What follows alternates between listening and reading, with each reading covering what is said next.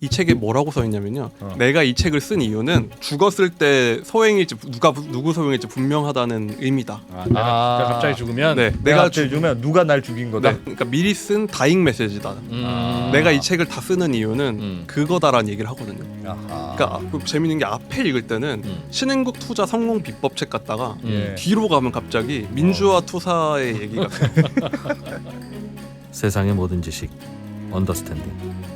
네, 책을 좋아하는 어른들을 위한, 책을 좋아하긴 하지만 책을 읽기는 귀찮아하시는 어른들을 위한 북 언더스탠딩을 또 6번째 여러분을 찾아왔습니다. 오늘은 네. 러시아와 관련한 책인데 오늘도 재밌습니다. 재밌습니까? 재밌을 거래요. 예, 바로 모셔보죠 뭐. 네, 남국민 북 칼럼니스트와 함께합니다. 어서 오세요. 예, 안녕하세요. 네. 네. 그냥 남국민 북 칼럼니스트가 이야기해 주는 건 재밌어. 그렇지. 재밌습니다. 네. 그냥 재밌습니다. 그래도 무슨 책을 합니까 오늘? 오늘 책도 굉장히 재밌는데 네. 오, 키워드가 오늘도 가져왔습니다. 오늘 가져온 책이 제목이 적색 수배령이라는 책이에요. 레드 노티스. 네. 그러니까 이게 뭐냐면 그 인터폴 적색 경보 이런 거라서 가장 인터폴에서 수위가 높은 범죄자를 대상으로 발령하는 경보가 적색 수배령이라고 하더라고요. 예. 1급 현상 수배 뭐 이런 예. 느낌이네요. 인터폴에서 발령이 됐다는 건 전 세계 어딜 가나 수배가 된다는 얘기인데 제목이 일단 적색 수배령인데 그러면 도대체 무슨 얘기가 무슨 담겨 있냐 얘기예요? 예. 하면은 일단 오늘 주인공에 대해서 간략히 말씀을 드리면 예. 빌 브라우더라는 사람이고 사진을 보여드릴게요. 빌 브라우더. 네. 네. 이분이신데 일단 유대인 미국인이시고 러시아계 유대인입니다. 러시아계. 네. 그리고 국적은 미국인. 국적은 미국인. 러시아계 러시아의 러시아 계라는 건 왜 뭐예요? 부모님이 러시아에 살았다? 그쵸. 조상님이 러시아에 있다가 이제 이주를 한 미국인. 네, 미국인. 이된 거고. 그럼 혈통은 유대인. 예. 지금 사진을 보면 뭔가 어디에서 손을 들고 있잖아요. 네. 저게 이제 청문회에서 증언을 선서를 하는 장면이거든요. 예. 그럼 정치인인가 하면은 이분이 펀드 매니저입니다. 오. 굉장히 큰 펀드를 세운 분인데 그럼 펀드 얘기냐? 근데 이 오늘 얘기의 종착점은 러시아 민주화 운동의 얘기로 끝납니다. 펀드 매니저라면서요. 네. 펀드 매니저로 시작했는데 저분이 예, 러시아 민주화 운동의 상징 같은 존재가 됩니다. 돈 좀 벌어서 정치를 했구나. 정주영. 근데 그 얘기가 절대 의도한 게 아니었습니다. 정치할 생각이 전혀 없었는데 이분이 말하자면 요즘에 굉장히 자본시장에 주목받는 분들이 한국에서도 행동주의 펀드들 있잖아요. 네. 예. 주주가치, 소액주주 보호, 대주주의 횡포에 맞서는 분들이잖아요. 예. 이분이 말하자면 러시아에서 그런 펀드를 하다가 어쩌다 보니 러시아의 국가를 뒤흔든 사람이 됩니다. 오. 야. 그래서 여기까지만 들어도 흥미진진하네.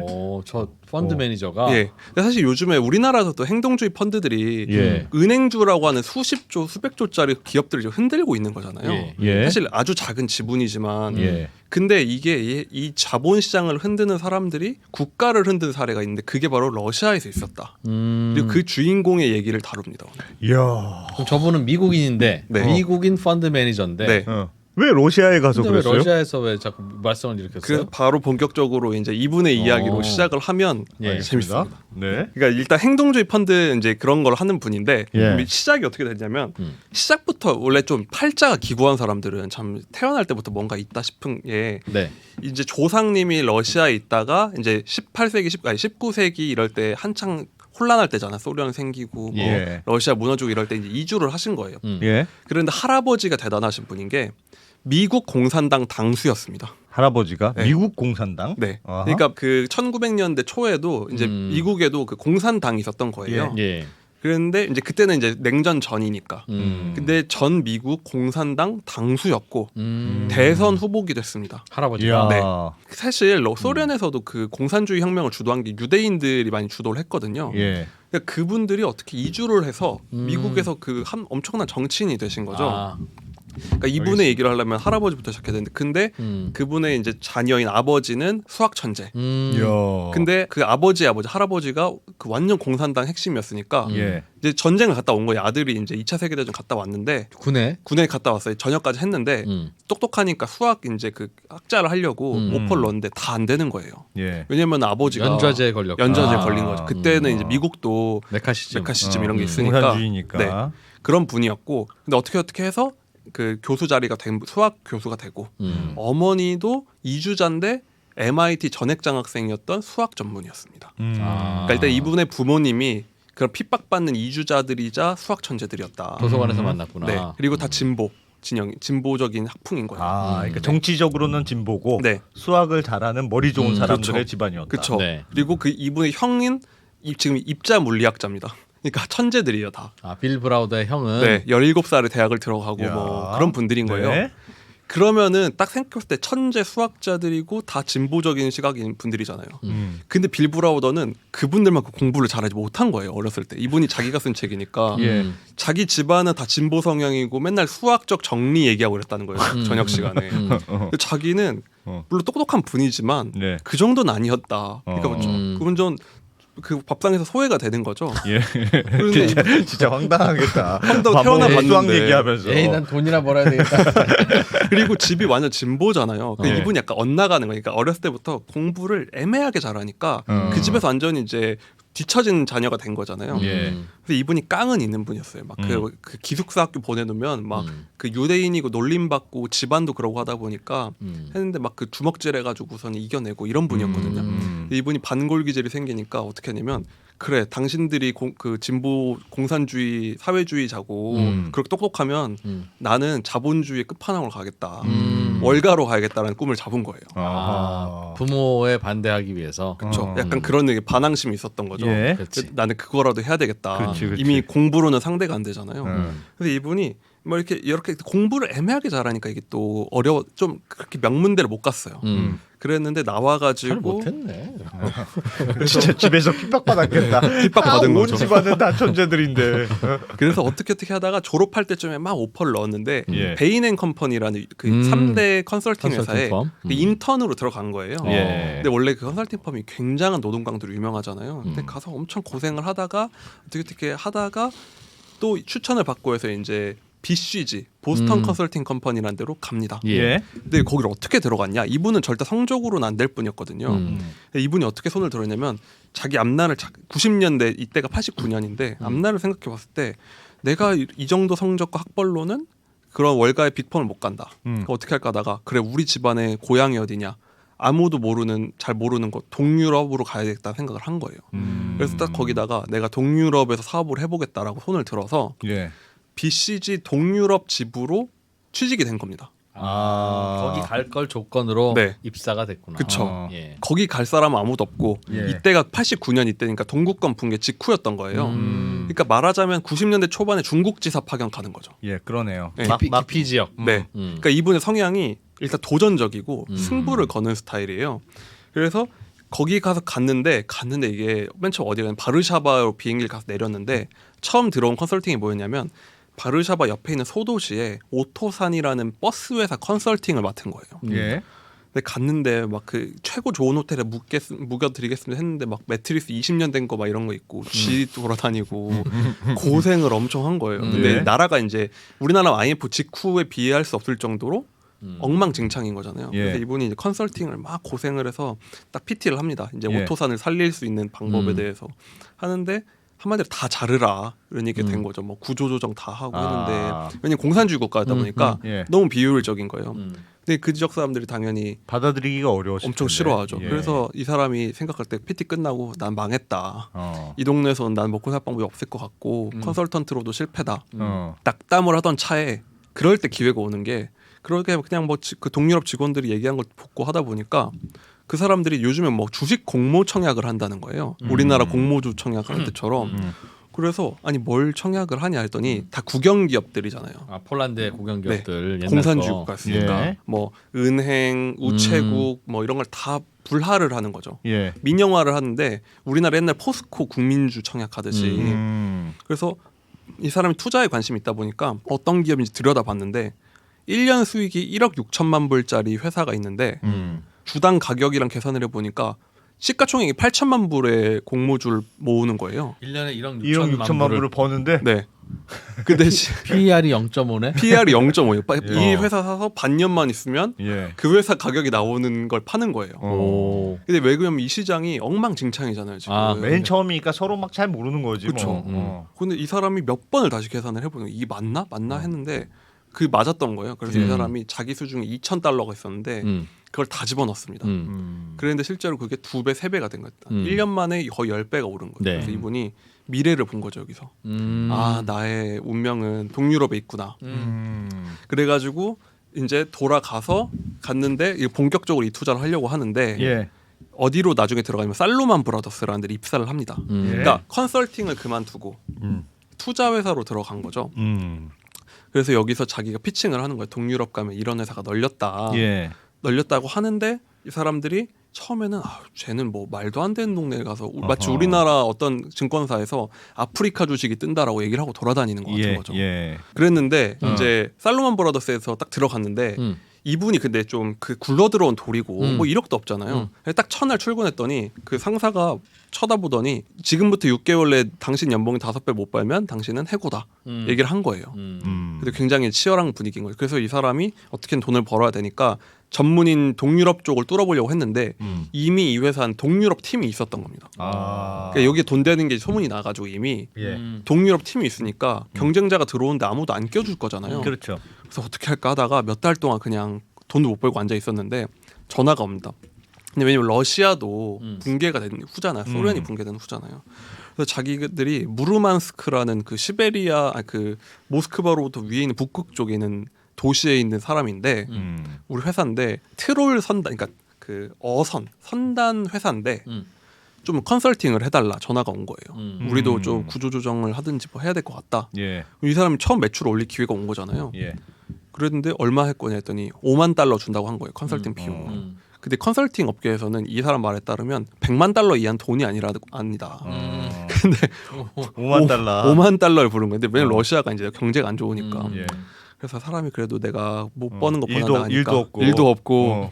러시아로 간 겁니다. 예. 근데 지금으로 좀 거의 뭐 아프리카 한복판 들어간 거랑 비슷한 거죠.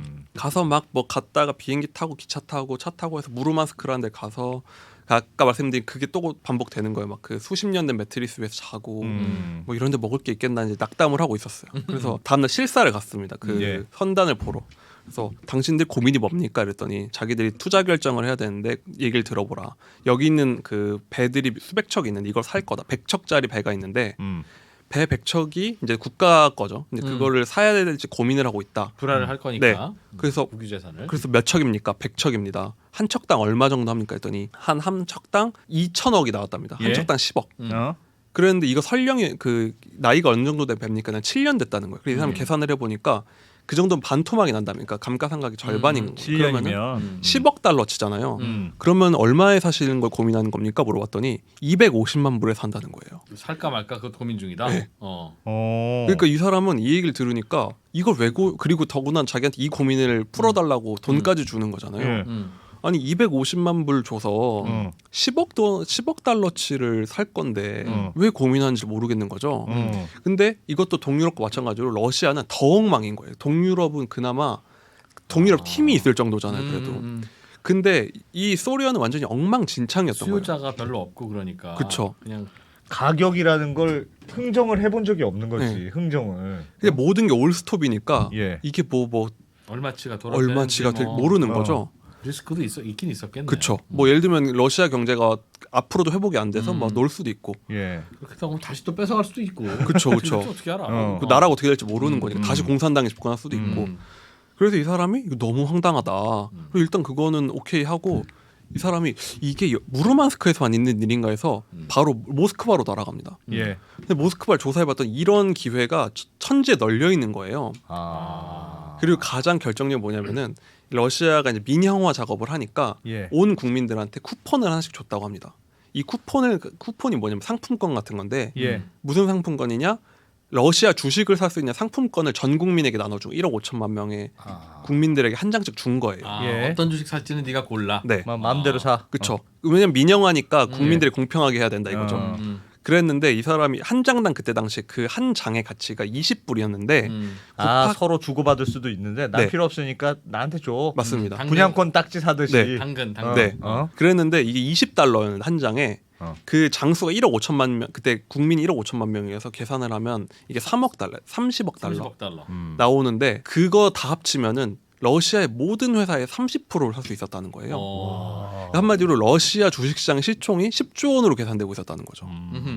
근데 러시아는 예나 지금이나 세계 거의 최고 수준의 산유국이잖아요. 네. 아니 그럼 기름만 빼서 팔아도 1년에 10조 원을 넘게 버는데 말이 안 되는 일이다. 왜냐면 그 딱지들이 한 장씩 다 우편으로 왔는데 다들 뭔지도 모르고. 그렇죠. 그냥 뭐 이렇게 귀찮으니까 어. 우리 차 살 때 왜 채권 받으면 그냥 그거 귀찮으니까 파는 것처럼 그럼. 그냥 다 시장에서 던진 거예요.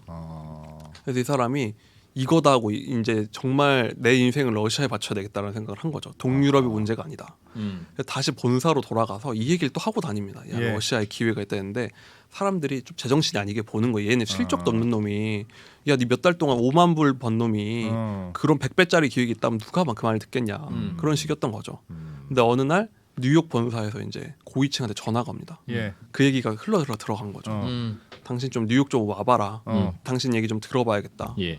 그래서 이제 진짜 그 레전드 업계 레전드 앞에서 PT를 합니다. 예. 그래서 쫙 했는데 그 레전드가 그냥 듣더니 일어나서 나가는 거예요. 그래서 망했나 보다. 나는 이제 실업자다 이 생각하고 있었는데 한 10분 있다 들어오더니 내가 2,500만 달러 가져왔으니까 당장 러시아로 가서 다 사라. 결정이 내가 살면서 들어본 아이디어 중에 최고다. 2,500만 달러 실어줘가지고 보낸 거예요. 그래서 2,500만 달러를 들고 러시아 모스크바로 갑니다. 당시에 그 못 사는 시절에 2,500만 달러 가서 이 사람 말에 따르면 장갑차를 구해가지고 그걸 타고 다녔다는 거예요. 돈이 많으니까. 돈이 너무 많으니까 러시아 치안 상황을 생각했을 때. 근데 이 사람이 어쨌든 모스크바로 가서 예. 그 딱지를 다 사는 거예요. 이제 20불에 주고 거의 싹쓸이를 해서 2,500만 달러씩 다 사서 주식을 다 샀는데 몇 달 만에 100%, 몇 달 만에 100%씩 수익이 나는 거예요. 주식을 사니까. 네. 그 난리가 난 거죠. 그래서 가서 반 1년도 안 돼서 100% 이상의 수익을 내고 일단 돌아온 거죠. 예. 그랬더니 딱 자기가 런던 사무실로 돌아왔더니 옛날에는 밥도 자기랑 안 먹어주고 말도 안 하더라는 거예요. 사람들이 뭐 물어보면 대답도 안 해주는 신세였는데 자기가 딱 돌아갔더니 갑자기 자기 책상 앞으로 줄을 서더라고 막 하는 거예요. 야 러시아 얘기 좀 해줘. 네, 러시아 얘기 좀 해라. 야 어떻게 하면 되는 거야? 나도 좀 먹자. 어. 난리가 나고 그래서 막 이분이 얘기했다면 조지 소로스한테도 좀 만나고 싶다 연락이 오고 존 템플턴한테도 연락이 오고 그럼 좀 기다려 보라고 하고 이런 거예요. 조지 뭐라고요? 아 소로스님 좀 그러는 것 같은데. 그래서 이분이 그러니까 이 업계는 무조건 수익률이잖아요. 네. 근데 이렇게 되면 항상 뻔한 스토리가 뭐하러 살로만 브라더스에서 월급쟁이 하냐. 나가서 내가 개인적으로 하면 그쵸. 되지. 그러면서 어느 날 이스라엘 다이아몬드 재벌이 연락이 옵니다. 예. 니스에 있는 내 배로 오십시오로 해가지고 일단 이제 딜이 들어가는 거예요. 그래서 펀딩을 해서 2,500만 달러를 만들어서 러시아로 갑니다. 자기 돈으로 하는 거죠. 이제는 자기 돈. 네, 이제는 자기 돈으로 하는 거죠. 회사 돈 아니라. 네. 그래서 이분이 돌아다니면서 아까 말한 그 전략대로 딱지 사고 이걸저걸 하는데 정말 기회가 무궁무진한 한 게 예를 들면은 어떤 기업이 있는데 그 기업의 보통주도 이미 그 석유 회사들이잖아요. 러시아는 거의 다. 예. 그러니까 똑같이 땅에 묻혀 있는 석유는 똑같은데 여기에 유명 러시아 가스 그 석유 회사는 배럴당 가치가 10분의 1인 거예요. BP나 엑소모빌의 10분의 1인 거예요. 더 웃긴 건 우선주가 있는데 우선주는 이 보통주 가격 20분의 1인 거예요. 그러니까 200배 싼 거죠. 예. 그 조사를 해봤는데 우선주라는 건 의결권만 빼고 똑같이 있는 거잖아요. 배당 받으니까. 그렇죠. 배당도 나오고 의결권만 없는 건데 이 사람이 계속 조사를 해봐도 20배 쌀 이유가 없는데 아까 딱지랑 똑같이 아무도 그거에 관심이 없는 겁니다. 아무도 그걸 살 생각을 안 하니까 우선주만 하고 다니는. 이분은 똑같은 석유 회사를 서방보다 200분의 1 가격으로 매집을 하고 다니는 거죠. 그래가지고 역시나 첫 해에 100% 이상의 수익률을 내고 이 작업을 하고 다니면서 러시아에서 최대 외국인 투자자가 되는 겁니다. 야, 진짜 돈 많이 벌었겠네, 정말. 그냥 뭐 긁어 모은 거죠. 뭐 보면은 몇 달 만에 600% 수익률이 났다. 예. 이렇게 얘기를 하고 이제 재밌는 게 그런 식으로 돈을 버는 데다가 석유 회사들이잖아요. 그러니까 이제 외국인 투자자들 계속 들어오고 하면서 완벽한 1등 펀드가 되는 거죠. 여기까지가 그 빌 브라우더라는 그 유대인이 그냥 미국인이 와가지고 러시아에서 거의 최고의 투자자가 되는 얘기가 되는 거예요. 성공한 펀드 매니저. 그렇죠. 돈을 많이 벌었어요. 네. 그래서 그럼 순탄하게 잘 지냈는데. 네. 순탄하게 굉장히 잘 지내고 예. 이미 세계적인 거물이 된 거예요. 예. 왜냐면 소로스한테도 전화 오고. 그런 네. 기회가 왜 내 눈앞에는 안 보이지? 한국에만 있어서. 근데 실제로 그런 게 있어요. 저 우리 부모님들 얘기 들어보면 예. 옛날에 아파트 5층짜리 잠실 시형 아파트, 반포 네, 주거 네. 아파트 지금은 이제 밀고 재건축했잖아요. 예. 밀고 재건축하면 새 아파트가 되고 대지집은 넓다는 건 알았는데 예. 이게 돈이 된다는 거 그게 몰랐어? 돈이 된다는 걸 아무도 모르고 있어서 막 헐값으로 막 그렇게 거래되고 그러다가 야, 집 없어진대 여기 이러면서. 네, 뭐 그냥 그랬다는 거예요. 지금 생각하면 말도 안 되지. 근데 사실 이게 뭔 얘기냐? 이게 90년대잖아요. 예. 한국도 옛날 그 요즘에 유명한 펀드 투자자들 그 원로가 되신 분들 얘기 중에 90년대 얘기만 하면서 예. 그 시대를 풍미했던 주식들 뭐 삼성생명 우선 뭐 삼성화재 우선주 막 근데 실제로 비슷한 이 시기쯤에 그 워런 버핏이 한국에 투자를 해가지고서 엄청난 수익을 벌기도 했었거든요. 그러니까 그때도 그 이 시기에 한국도 엄청나게 자본시장이 미숙하던 시절이기 때문에 그냥 뭐 이런 주식들이 널려 있었던 거죠. 아니 진도준이 다 해먹은 거랑 똑같은 거지. 그냥 여기 보니까 뭐 답이 뻔하네. 그러니까 이걸 어찌 보면은 그 러시아라는 나라가 90년대에 나라 재산을 사실상 그냥 공짜로 여기저기 퍼주고 있었다. 근데 이 사람은 그 시기에 치고 들어간 거고 외국인들은 그게 무섭잖아요. 근데 이분은 거기 도전을 해가지고 자기 꿈꾸는 대로 러시아 최고의 투자자가 된 거죠. 네. 이야. 그래서 이걸 보면서 90년대에 러시아가 이런 분위기였다는 겁니다.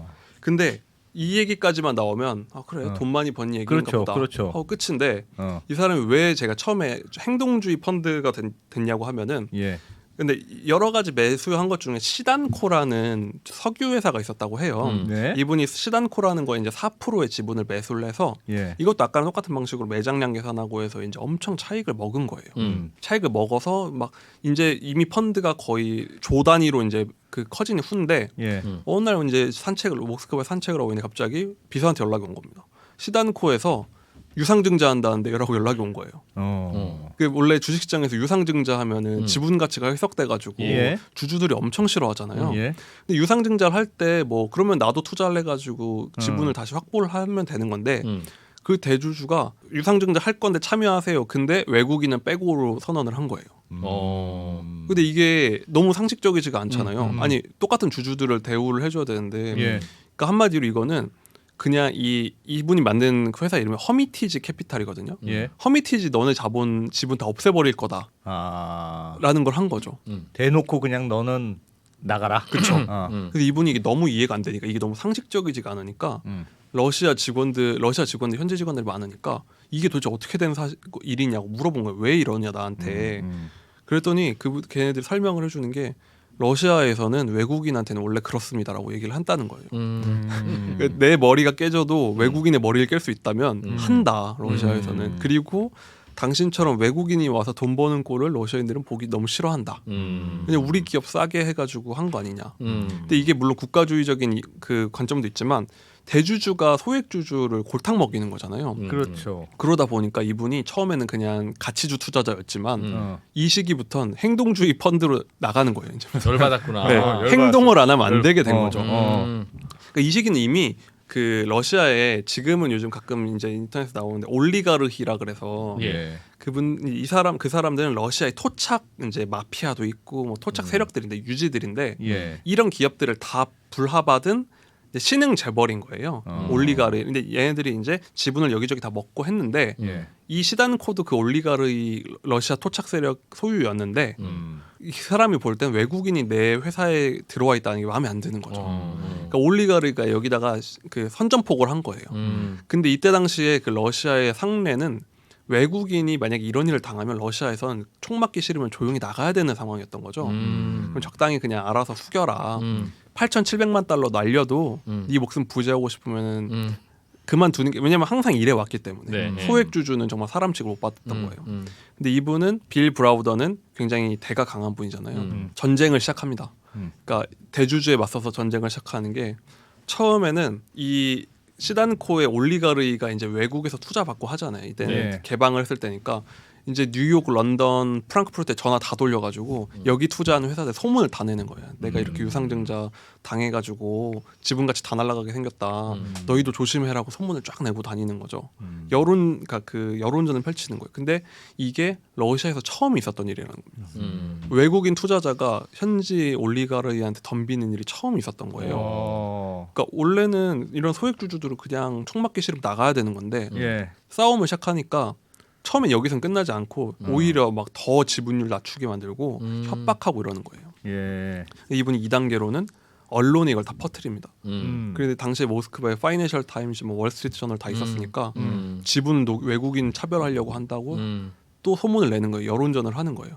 이걸 보면 요즘에도 우리나라도 행동주의 펀드들 굉장히 언론 인터뷰도 많이 하시고 뭐 TV에 나와가지고서도 계속 그 주장을 하시고 부당함을 주장하잖아요. 똑같이 가는 겁니다. 이분도 소액주주 권리찾기 운동을 하는 거죠. 이야. 3프로 TV에도 그런 분들 많이 나오고 있습니다. 네.